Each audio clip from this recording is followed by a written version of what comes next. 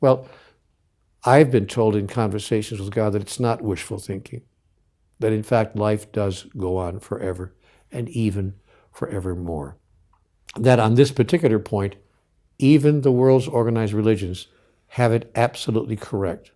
What happens after death may not be accurate according to the teachings of some of the world's religions, but the fact that life goes on forever is in fact an accurate teaching. So if true, why does life go on?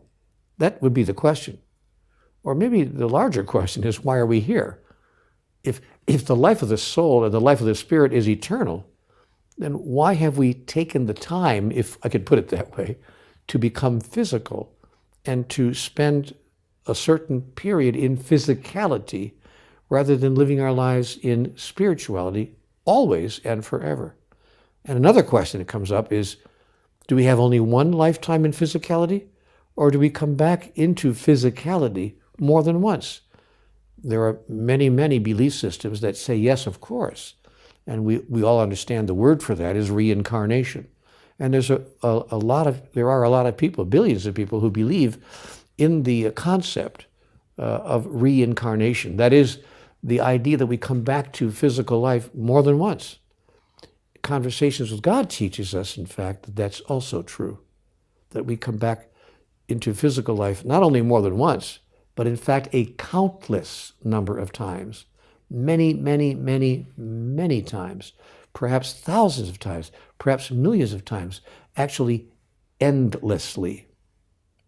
And so we learn from conversations with God that life is in fact eternal and is a process that moves from the physical to the non-physical, or what we call the spiritual, to the physical, to the metaphysical, to the physical, to the metaphysical, and just keeps on moving back and forth that way eternally, forever and ever, and even forevermore.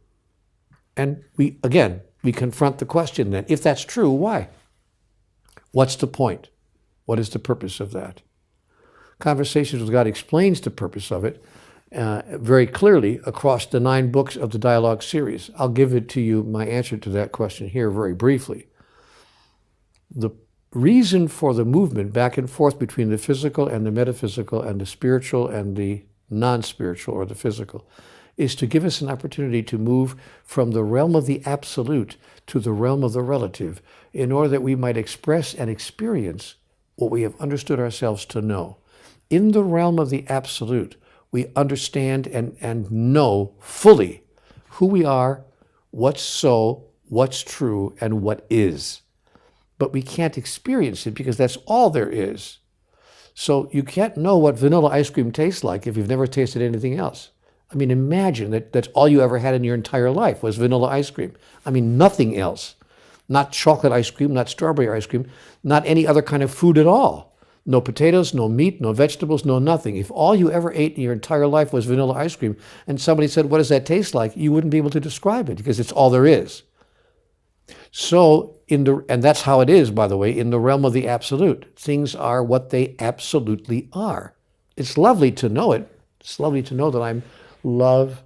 I'm nothing else but love, and God is nothing else but love, and it's always here, it's always now. But if I don't have anything to compare it to, I don't have any experience of it. I merely have a knowing. But knowing and experiencing are not the same thing.